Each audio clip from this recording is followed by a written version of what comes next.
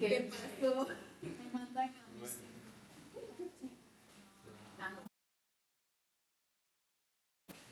quiero ver. Buenos días. Bueno, ¿Cómo van todos?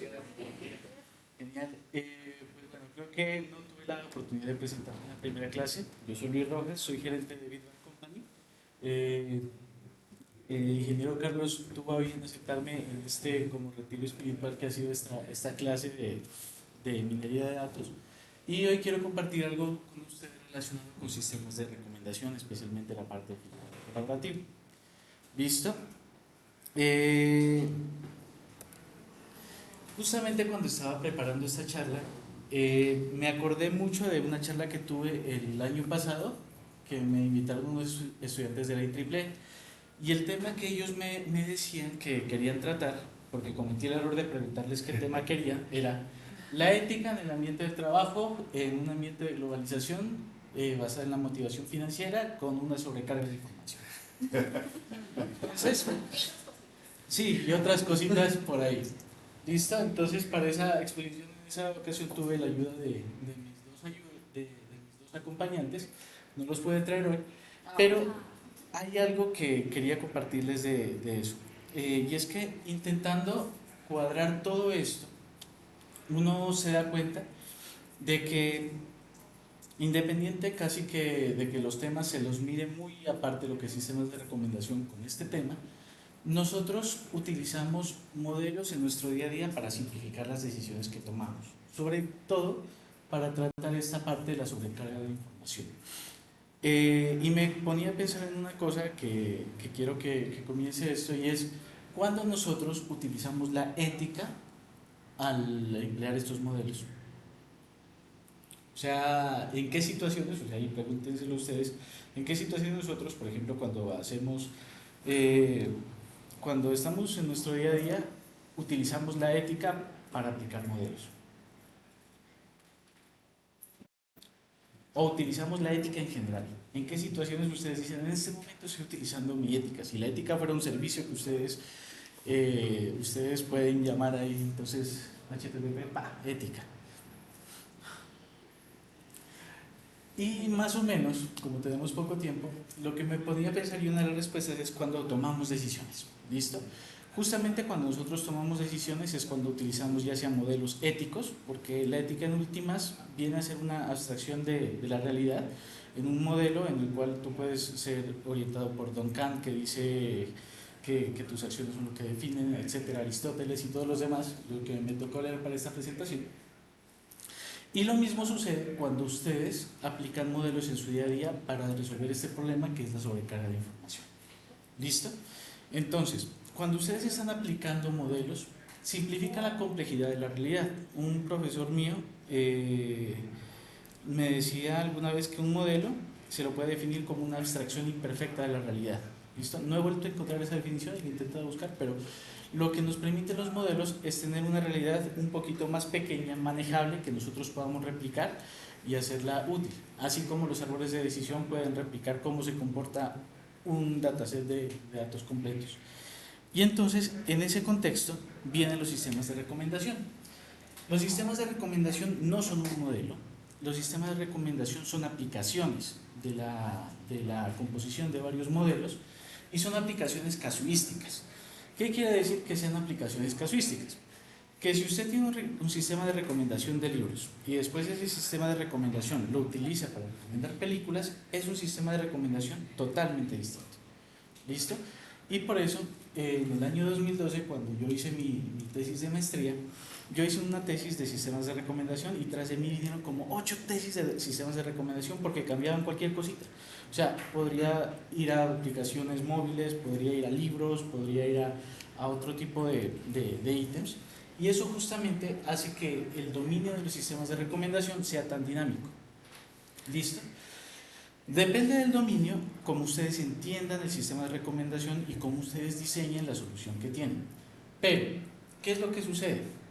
Los sistemas de recomendación están dados para simplificar la vida de los usuarios, como lo mirábamos anteriormente. Es un modelo que simplifica la complejidad de la realidad. Y en este modelo, muchas veces tener más de 3 opciones puede ser contraproducente. Es como cuando a ti te dicen, haga un resumen de la reunión y usted hace un libro de 100 hojas. pues un resumen se supone que debe ser corto. Y eso justamente es lo que es un sistema de recomendación. Esto no quiere decir que un sistema de recomendación salga de la nada. Esto quiere decir que un sistema de recomendación es capaz de tomar un corpus muy grande de información y resumirlo para darte unas opciones relevantes. ¿Listo? Ahora bien, cuando nosotros hablamos de sistemas de recomendación, uno de los que más se nos viene a la cabeza es Amazon. ¿Listo? Y entonces los clientes suelen decir, solo quiero un sistema de recomendación como el de Amazon. Aquí solo quiero integrar un sistema de recomendación como Amazon. Pero no sé si ustedes se han puesto a detallar qué tiene Amazon. Esta es mi página de entrada de Amazon. Y pues les quisiera preguntar a ustedes cuántos sistemas de recomendación miran ahí.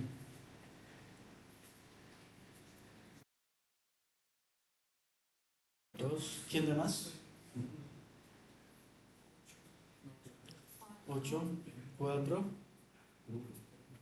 1. Siga. Pues hay más de 9.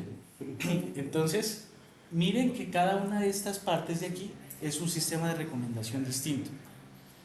A pesar de que Amazon llega y te lo conjuga en una sola, cada uno es un sistema de recomendación distinto. Y cada sistema de recomendación tiene una conjunción propia de modelos que hacen que funcionen. ¿Listo? Entonces, cada uno de estos, si nosotros lo dividiéramos en tesis de doctorado, cada uno de estos es una tesis de doctorado. ¿Listo? Entonces, fácilmente de esa manera se puede mirar lo diversos que pueden llegar a ser estos sistemas de recomendación. Pero si ustedes se dan cuenta, en cada uno de estos sistemas de recomendación hay algo que se destaca y es estos títulos. Y uno a veces cuando diseña estos sistemas de recomendación, uno en lo último que piensa es en esto. Pero esto es de las partes fundamentales de un sistema de recomendación y se llama la explicación. Explicación, que la vamos a ver también acá. ¿Qué es la explicación? La explicación es lo que le da el mesero a usted cuando le recomienda un plato. Cuando ustedes diseñen un sistema de recomendación, intenten pensar que ese sistema de recomendación es alguien vivo. Alguien vivo que a ustedes les va a recomendar algo. ¿Qué tal si, Fernando, vas a un sitio donde nunca has ido y llega y te dice, Fernando, buenos días, chulet? Pues, si tú nunca has ido a ese lugar, tú no has conocido a ese mesero, tú primero te asustas. ¿Listo? ¿Por qué? Porque en ese momento no te ha dado la explicación. ¿Listo? ¿Qué sucede con la explicación? La explicación es lo que te hace a ti confiar en el sistema de recomendación y saber para qué te sirve. En los casos de acá, las explicaciones, pues obviamente ya son muy al punto y son muy cortas. Por ejemplo, ofertas en equipos, ya sé qué es lo que trata. En el caso que nosotros mirábamos de Fernando, lo que yo le puedo decir es, hola Fernando, hemos visto que visitaste nuestra página de Instagram, que es un sistema de reconocimiento facial, y miramos que te podría gustar una chuleta debido a que tiene esto y esto y esto. Esa explicación es lo que permite, una, que las personas compren tu producto, que es uno de los objetivos del sistema de recomendación, y segunda, que tú guíes la investigación que estás haciendo por detrás. ¿Por qué?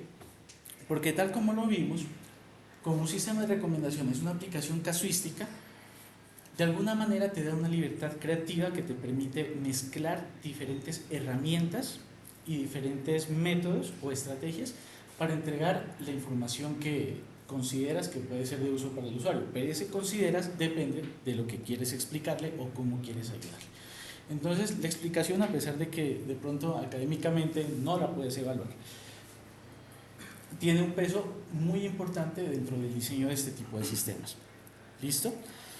Bueno, esto para ponerles otro de los puntos claves. Según la literatura hay 5 puntos claves. Primero, el dominio, que lo habíamos visto, las fuentes de información, de dónde te nutres, la vamos a ver con un poquito más de claridad acá.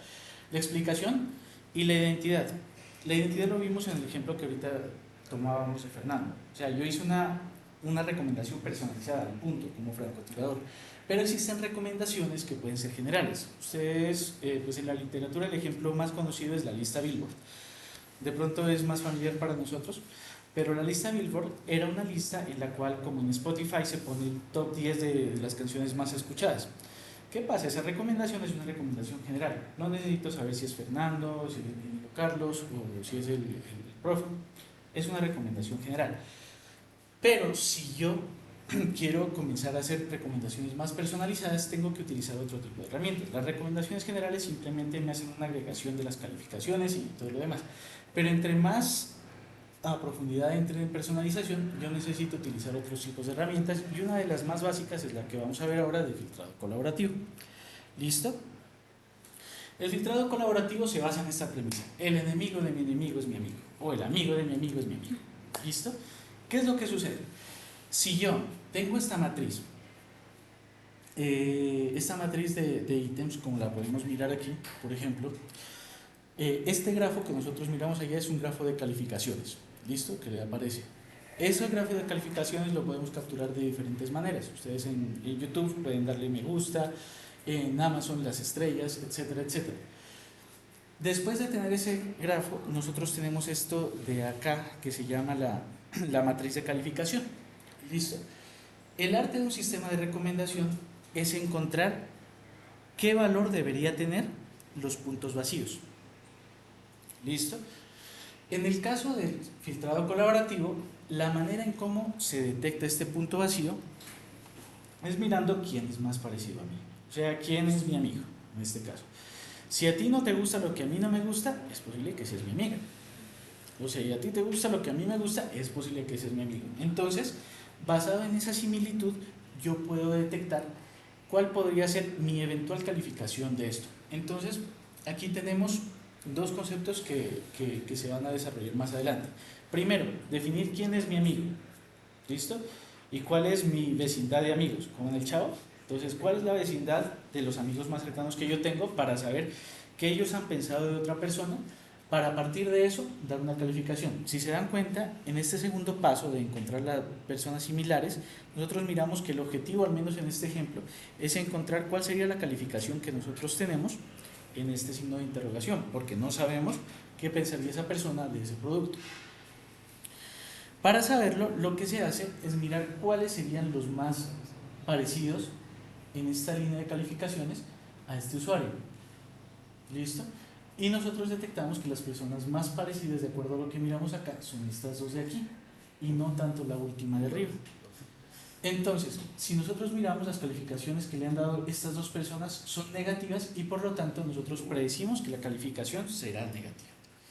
Ahora bien, ¿qué es la calificación? Y volvemos a uno de los puntos importantes que teníamos acá en la parte de los conceptos de sistemas de recomendación, y es las fuentes de información. La calificación que nosotros tenemos aquí puede ser de diferentes formas y de diferentes tonos. Creo que aquí tenía ya mi chancuco. Y la calificación puede ser en esto.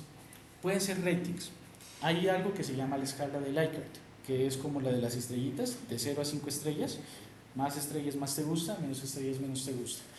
Esos son ratings, se denominan porque pueden ser ordinales o casi numéricos para lo que se necesita. Existen los tags, que eso te puede servir para hacer algún tipo de minería de sentimientos o algún tipo de aproximación. Y existe la parte de reviews, que es como los comentarios que se ponen. Dependiendo de lo que uno utilice para calificar los ítems, es lo que uno tiene acá que predecir. ¿Listo? Entonces, en este caso nosotros utilizamos likes, o sea, un booleano. De acuerdo a esto, uno decide con las calificaciones de los ítems que, por ejemplo, los usuarios no han consumido antes, uno decide hacer ciertas recomendaciones.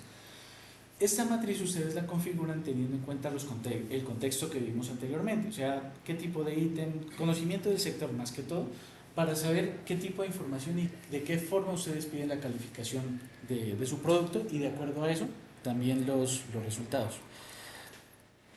Una vez ustedes tienen esto, o sea, en sentido general, pues nos vienen estas preguntas que es en las que uno profundiza cuando uno ya implementa este tipo de sistemas. Y es, bueno, el enemigo de mi enemigo es mi amigo, pero ¿de qué manera se podría calcular la similitud entre los usuarios? Acá lo hicimos de una manera muy sencilla, como al ojo. Pero ustedes, ¿de qué manera piensan que se podría calcular la similitud entre dos usuarios?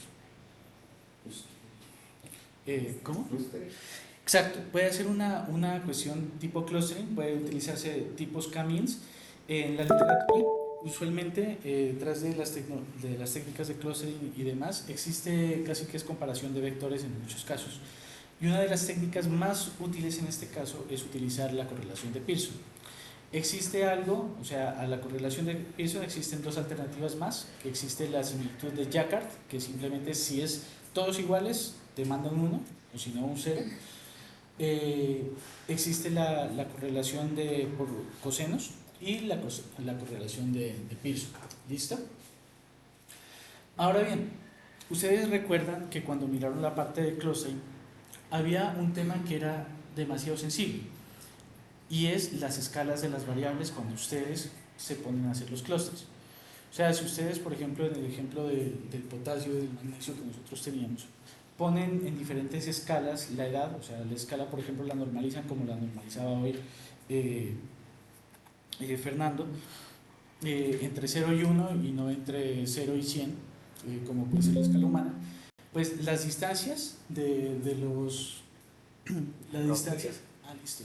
No, pero eso ya quiere decir que tengo que apurar.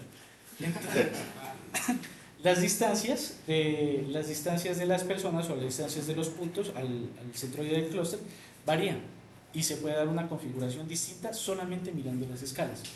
Entonces, en sistemas de recomendación pasa lo mismo. Pearson ayuda mucho cuando se hace similitudes a tener en cuenta o a quitarle valor a la normalización de los ratings. Pero, usualmente, cuando ustedes califican un producto, todos tienen una diferente escala. Supongamos que ustedes son profesores, ¿listo? Entonces, por ejemplo, supongamos que el profesor Maca es mucho más exigente que el profesor Cobos. Entonces, por ejemplo, existen profesores en los cuales dicen, para mí un estudiante excelente es un estudiante que me saca un 4. ¿Listo? En cambio, el profesor Cobos dice, para mí un estudiante excelente me tiene que sacar un 5. O sea, y la media de las calificaciones del profesor Cobos es 4.5 y la media de las calificaciones del profesor Maca es 3. ¿Listo? Entonces, porque el profesor Maca deja mitad y mitad, porque a mí me tocó supletear. Pero,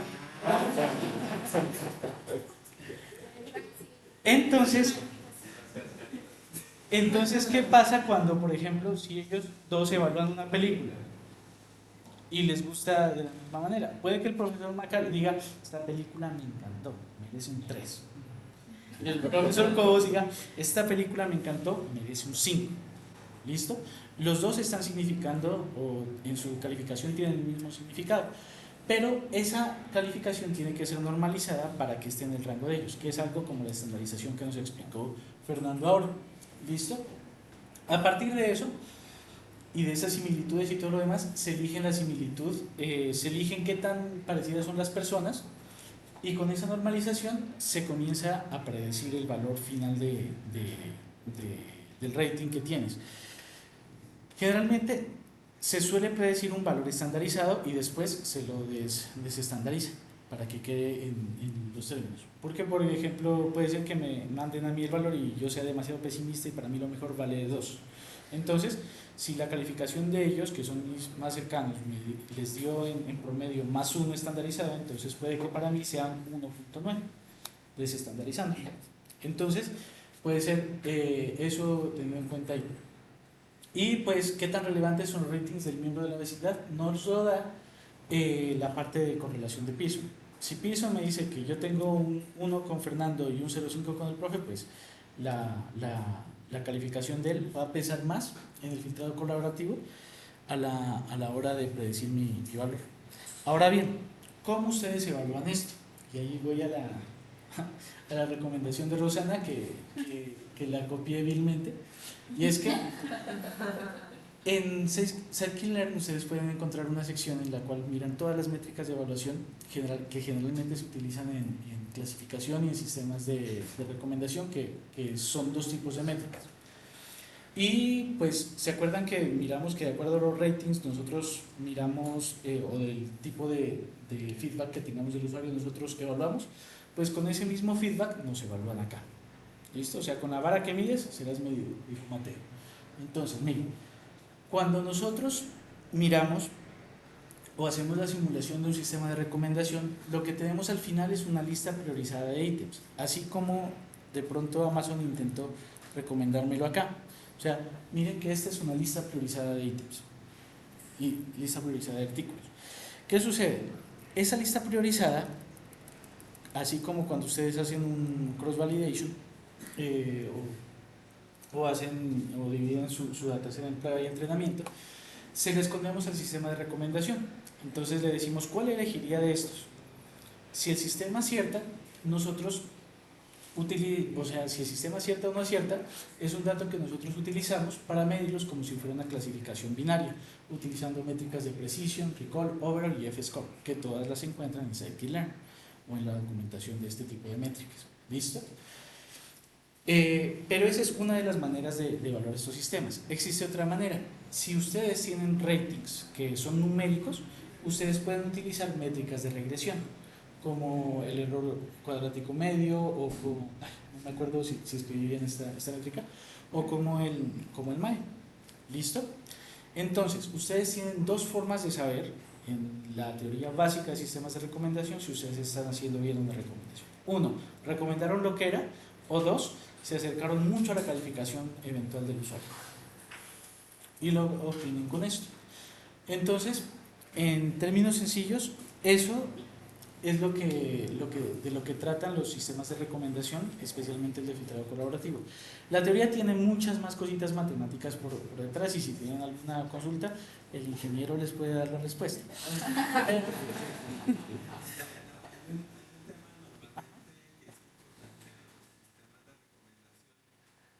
Muy centrado en el tema de ratings.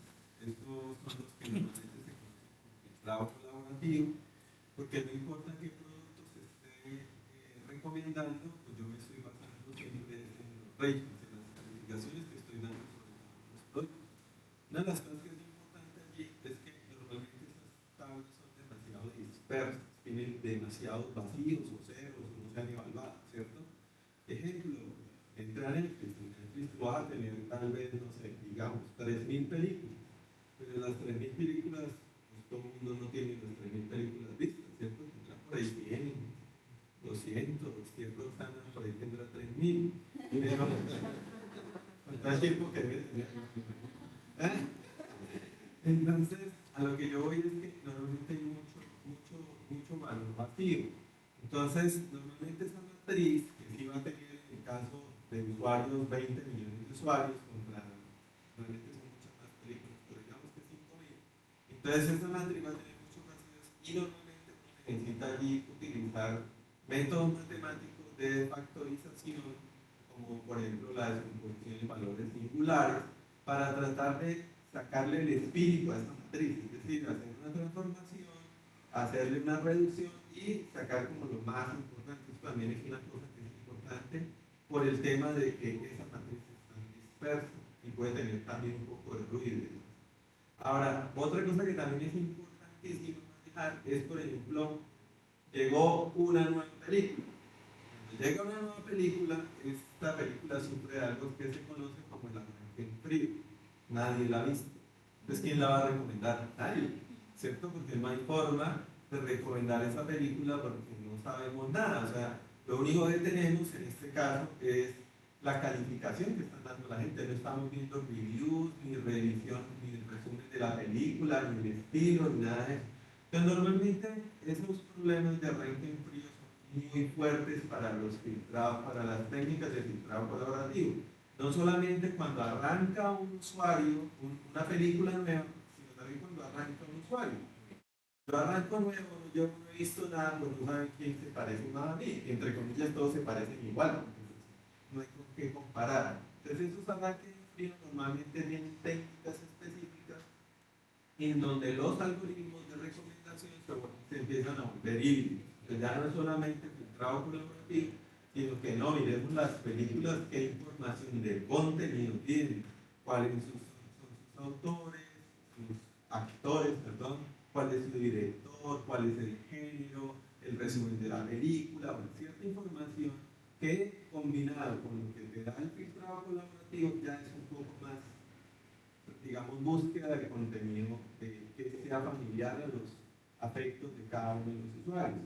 Entonces, allí ya se habla de sistemas de recomendación que son híbridos, porque unos son totalmente basados en contenido de estilo Google, tú consultas y te salen resultados similares a los que tú quieres, o estilo filtrado colaborativo que es basado en rating. Entonces, se hace una mezcla de los dos para empezar a resolver ese tipo de problemas.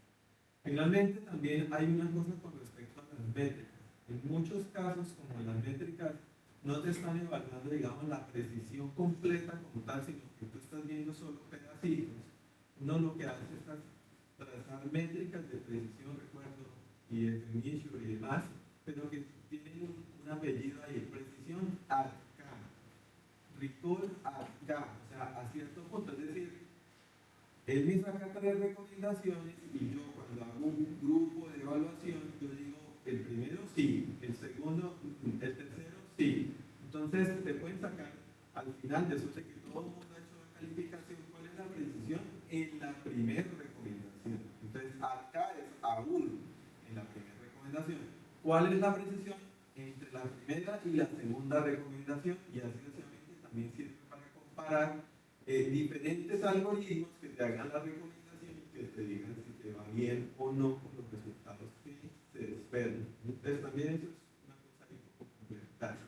Y bueno, como decía Luis, ahí hay temas, o sea, el sistema de recomendación es un área en donde tú buscas telescopios y fácilmente te pueden salir 20.000 documentos.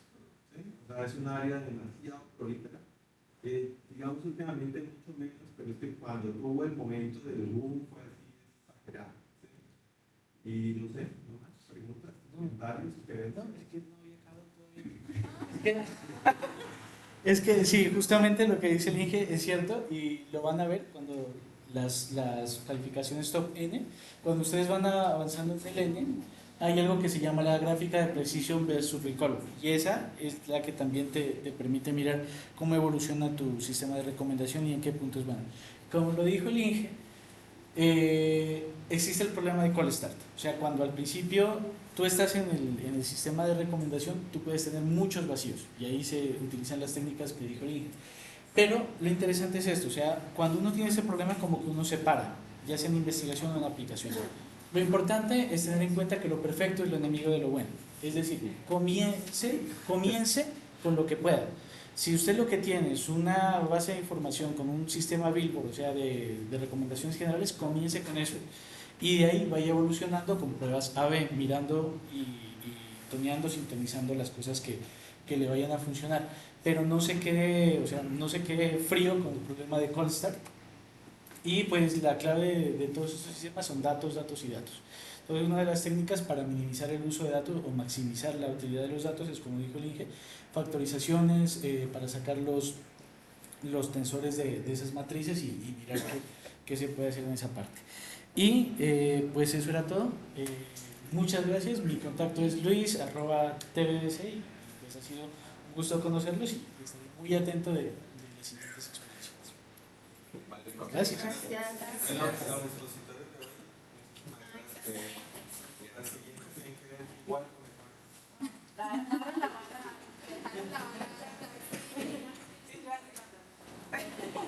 Oh, por Dios. Aquí se